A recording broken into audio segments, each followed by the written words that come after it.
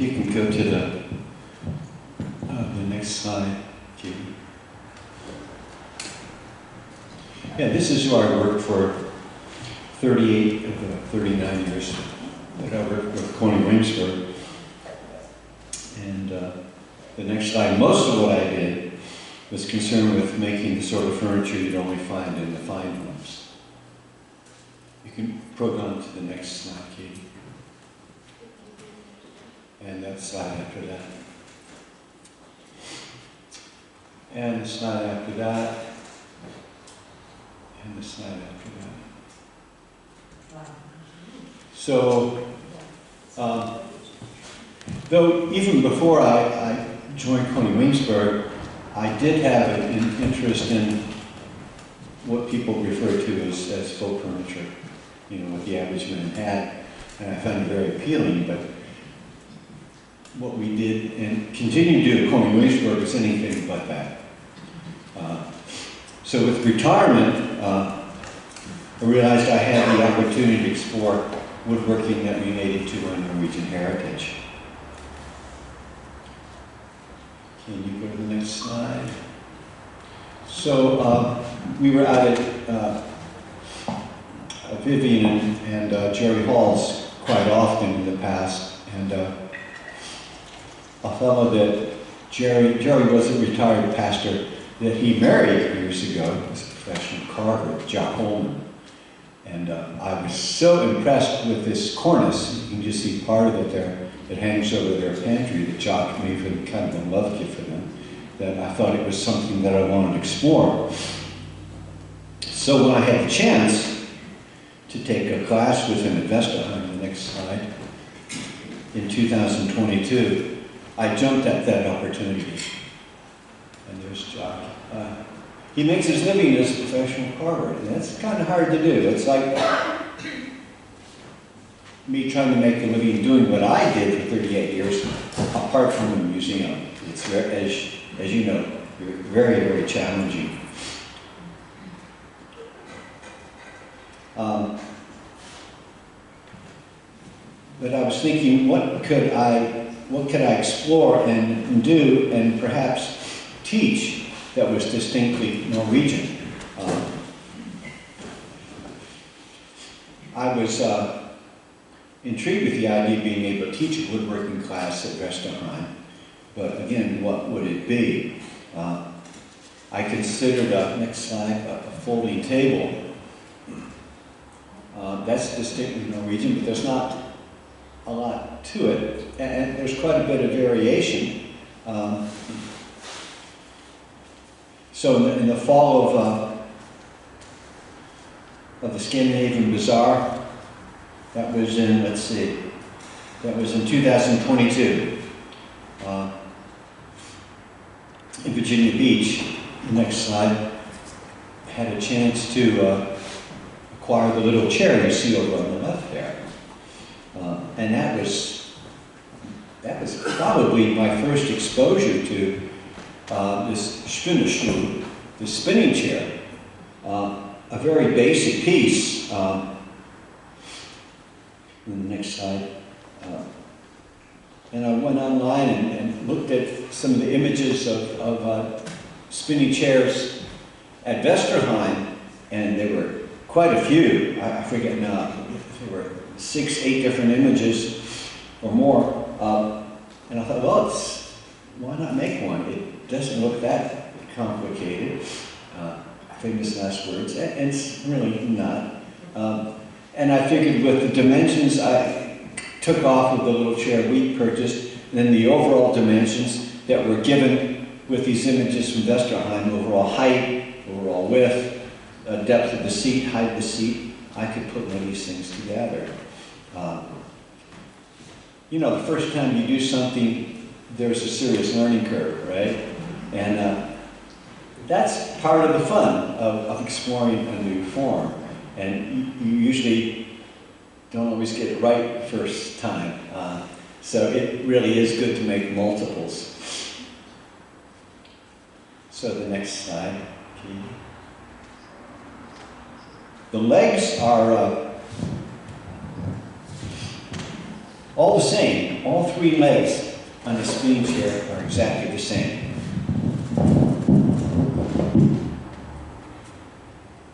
So once you have that pattern for the leg, you're set.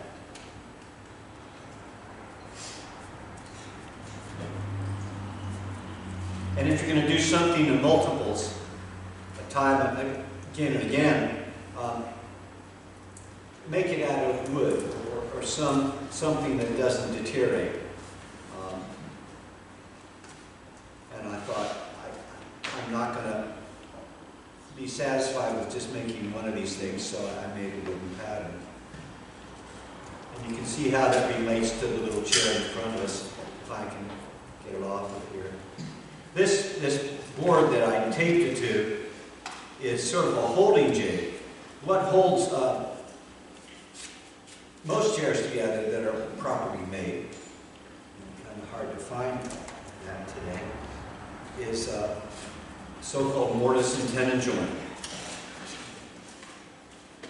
And in this chair, that's principally what holds it together, but there's also what we call a sliding dovetail.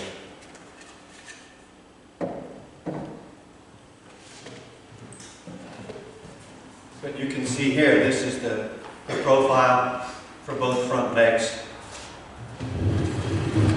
and also for the back leg. And a mortise and tenon is just a foundational woodworking joint.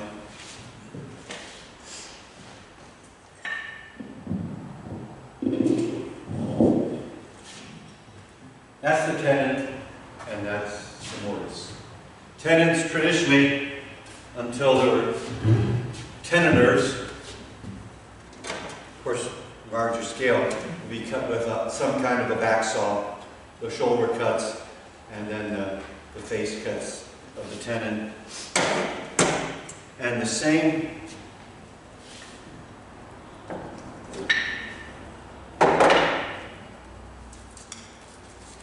you gauge the thickness of the tenon is determined by the chisel that you use to chop the mortise, or perhaps the other way around. It's called a mortising chisel. It's just a matter of driving on one chip after the other with a mallet. It takes some practice to get that mortise perfectly perpendicular to the work surface that you're making, and proper depth, without blowing things over to the side and without cracking a piece of wood you're working in. It takes a little practice to get a tenon that isn't cattywampus and is perfectly parallel to the piece of stock you're working with. There's a lot of compromise. There's a lot of compromise in furniture making today, so that people will buy it. So as you can see in this chair, this would be considered sort of a through tenon here, where the back bow extends all the way through the front legs. What holds the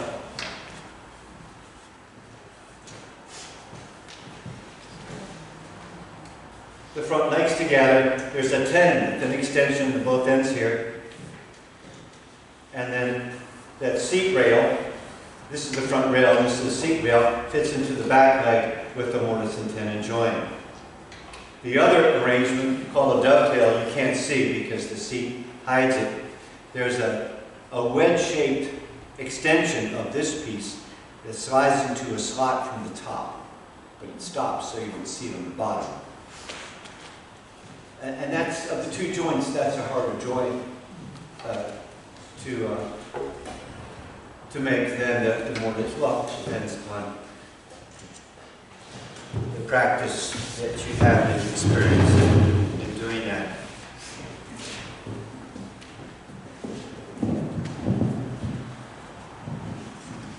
As you're assembling this chair, you can go ahead and glue up the front rail with the side legs. you can fit it to the back leg, but not glue it. And you can fit that seat rail to the front rail. You can go ahead and glue that, but you don't glue this on yet, because how are you going to get the back bow in if you've already glued this? And I found that out with the first chair that I glued. So on the first chair, I rolled the ends of the bow over further so I could kind of sneak it in from above and get it in there. And then the seat helps further hold everything. Of course, you need something to sit on rather than just that rail. And it's not that uncomfortable. I had planned to, you can go on to the, well, it shows remember I mentioned the legs are all the same profile. So after you've sawn those out, bandsaw works fine. We would have used a bow saw, several hundred years ago. Then you can refine them and shave them clamped up together, since they're all the same. The next slide. So that's just an example of the mortise and tenon joints that are gone long, and one more. And there's that, oh good, on one of the old chairs that I've taken pictures of, the man ran that dovetail all the way through to the bottom of the front seat rail, which is okay, but there's no stop, so it's better to stop it. But you can see that wedge shape that I'm talking about.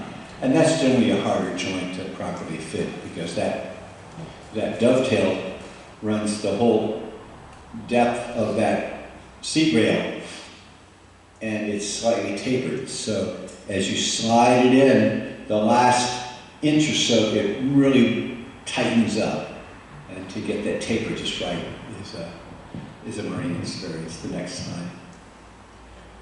The bow, that's one of the things that intrigued me about this. The bow is bent on the little antique chair on the left there. That bow is it's just a hair over a quarter of an inch, and it's pine. Generally woods like ash, some oaks are good bending woods. They hold up and don't fail as often in the bending process as the conifers do. But everything on that little chair is pine. I was kind of nervous about a bow that thin out of pine, so on this chair I made it out of oak. And how do you get wood to bend? I know in the Orient sometimes they bend the tree as it grows. I didn't have that time. So a friend of mine on the edge of town has a sawmill, and he graciously cut out some thin strips of wood from some oaks that had been brought to him, and he specializes in oak. And then I just laid this down in a section of rain gutter and soaked it even further, and then steamed it. And this is a eat your heart out Rube Goldberg steaming contraption here. It's just a bit of PVC pipe, and this cap comes off. You slide this initially straight bow in there and start your garment steamer. And 45 minutes later, when you run out of water, it's usually plasticized sufficiently that you can bend it. Wood takes compression much better than it does tension. So when you bend that bow, it's very prone to break on the convex side, but not so much on the concave side. Now, what helps you get away with that is a bending band. See this metal band here? So you wrap that around the bow, you apply it to the straight bow, and then you attach it to this form here. When you take it out of the steamer, you have like 2-3 minutes. You want to hold it up for you? It's kind of heavy. You can if you like, sure. If it's too heavy, I'll say no.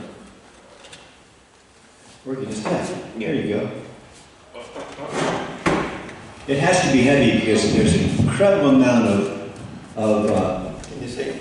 resistance involved, even after you've steamed it for a while. So that metal band is on the outside of that initially straight piece. Fit in here properly, drive the peg in, and then you wrap it around one side, putting the pegs in, and then the other side, and you hope that it still is plastic enough to do that. Well, and the band is pretty successful, but yeah, but it's a learning experience. And these wedges, as you go, you drive the wedge, between the bow that you're bending, just to make sure it's nice and tight. It took me 3 experiences before I got a bow that, was correct. Thank you, Dick. That's fine. It doesn't matter. It's just a wedge. Thank you.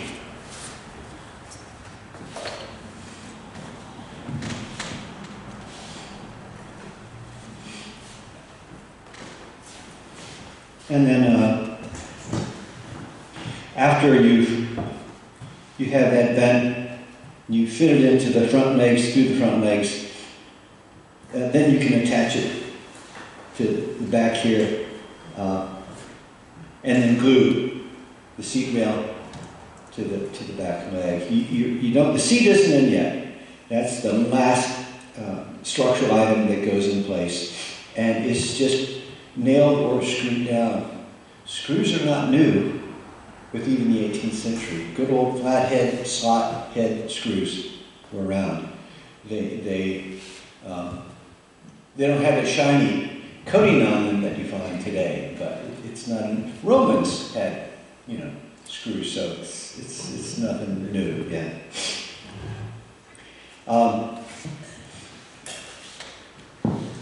I did put together a woodworking class. I think you can go to the next slide. And there's got that off. Of course, where do you think I got that? The internet. Yeah, for this bending mechanism. Next slide. And there it is. And one more. So it's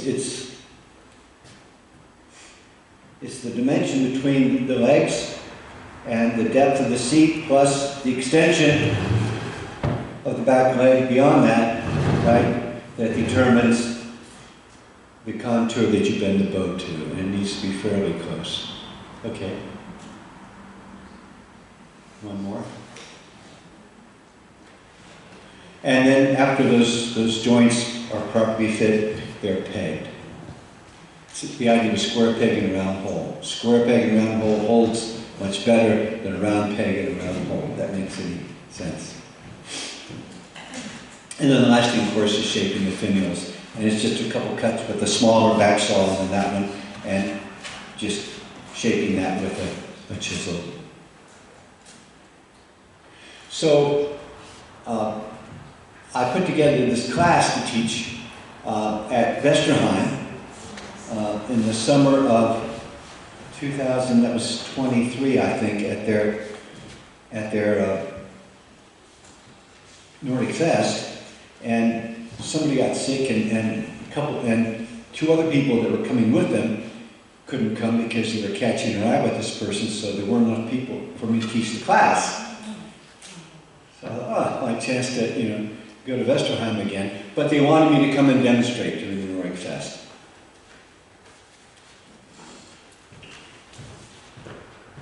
And you can see one chair is more or less together there on the right, and the other one is not too far away. You can see the seat in the bottom and the pattern for the leg. Okay, next one. This was the test sitting. KJ is he's an engineer. He's a Norwegian fellow. He has a nice accent, but his hobby is knife making. He makes some excellent knives, and he oftentimes demonstrates at these Nordic Fests. So he's a big guy. So I asked him if he would test sit the chair for me. And both the chair and KJ we're still in one piece, so I guess I was successful. One more. While I was at Westerheim, I had contacted them in advance and asked if I could study some of their spinning chairs. And I'll show only a few images of, they probably have at least a dozen there. And you can see there are quite a few different variations. And they're almost always painted. And the painting, as Melody could tell you, is regional in terms of the patterns and the expressions. So what's the pattern on the right, Melody? Is that os? On the far right? Yeah, the middle on the right. It's the same chair. Yeah. Is that os? And the one on the left, is that Hallingdal? Do you think? The light background has some influence of Telemark scroll, but yeah, there's definitely some os with the light background, and the other is, it looks like Hallingdal, that's Yeah. the center flower. Yeah, you can see It's some. it's not a black chair, it's a black and green. Yeah. And the other is kind of a cream color. We call it eaglet beige, but it's not white. And you can see another chair back behind that. Some have these exaggerated ears. I'm not sure if that's representative of something or not. One more slide, please. Yeah, there's another one. Okay. But there's a lot of wonderful variation with the Spinnestools. In one of the farmhouses they had at Westerheim, sits that little chair on the left, and of course it's beside a spinning wheel. Did that just for the crosses there. And the one on the left, it has a seat stretcher or a seat rail that supports the seat, but look at these other two here. They have bottoms, that bottom horizontal on the center one, and then those cross elements. They're purely decorative, but those are called stretchers. And you can see the one on the far right, instead of that bow coming mortised through the front legs, it's like a lap joint. And then the one in the center isn't bent at all. That's pieced together from 3 pieces. And then the one on the left is shaped out of, it looked like it was shaped out of one piece. So one more. When we went to Norway last August, it wasn't with the idea of studying spinning chairs. And we were at the Folk Museum at Bygdøy, was it southwest side of Oslo. We went to 2 or 3 other folk museums. Ultimately, while we were there, didn't see one spinning chair. But as we were getting off a fjord cruise, the Nerve Fjord, they pulled the boat into at Gudvangen, and lo and behold, this little cafe was a spinning chair. Yeah. Yeah, sweet little chair. Actually, they had 3 altogether. And I should have sat in one of them, but we sat somewhere else. But.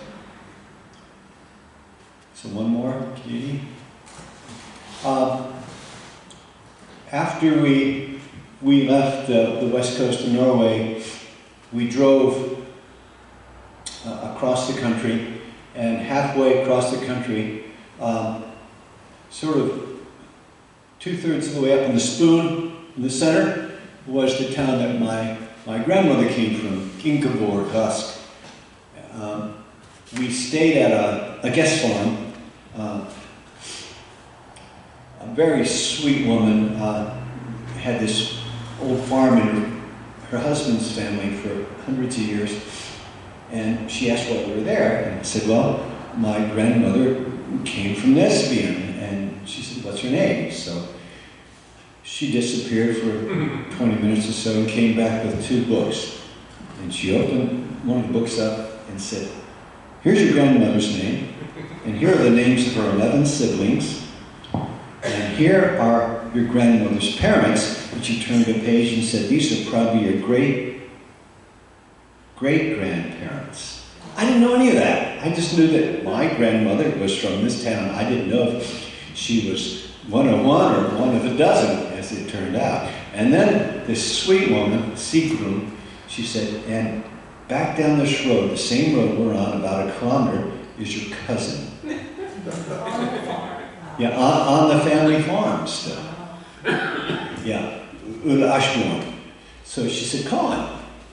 And I was, he didn't know me from Adam. So anyway, I called and we had a conversation of about 3 minutes. Neither of us understood the other, but it was very pleasant. And hung up and she said, you need to go and see him. So the next day, when we left Hagel at Sigrun's farm, we stopped at Ulla Ashbourne's address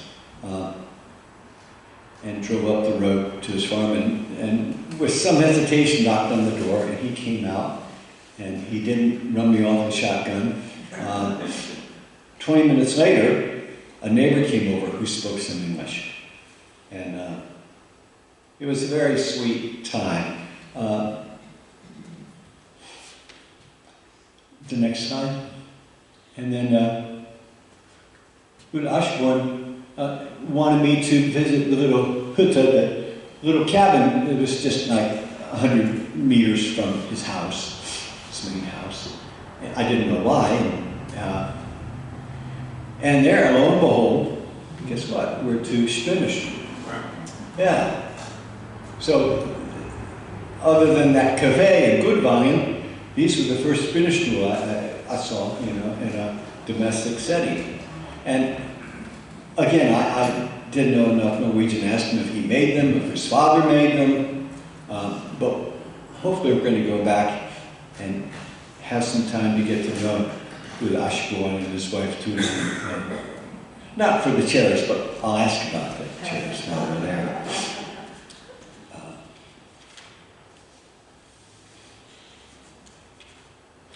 So one more, yeah. Of course, the best part of visiting Norway was family. And we got together through the work of the cousin on the far left, Ulla Christian. Yeah, I'm sorry, you're right, yeah. My right as well, on the far right. This is my mother's side of the family. And just had a very sweet fellowship with them. Oh, by the way, if you go back one slide, one more. When Ulla Ashbourne's neighbor was taking the picture, he stopped for a minute and he pointed at Ulla and myself and he said, same nose, same top lip. So, yeah. So go back to where we were, if you indicated, yeah. So that was the Rusk side of the family from my dad and my father's mother, and this is the Skånert side of the family. My mother's parents were cousins, which it's convenient to have something to blame your behavior on. But both of them came from their parents, my great-grandparents, came from families of a dozen. So, you've got cousins all over the place. So, one more. Yeah. So, we're making plans to get back to Norway in June.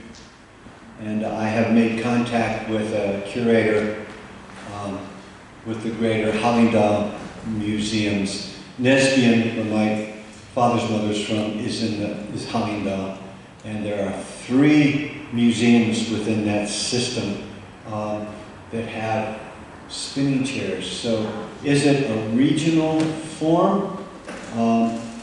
Where did the people that made them in the States come from? I just still have a lot of questions. about this regional form and looking at all the variations. But again, our reason for going more than anything else is family. So thanks for your attention.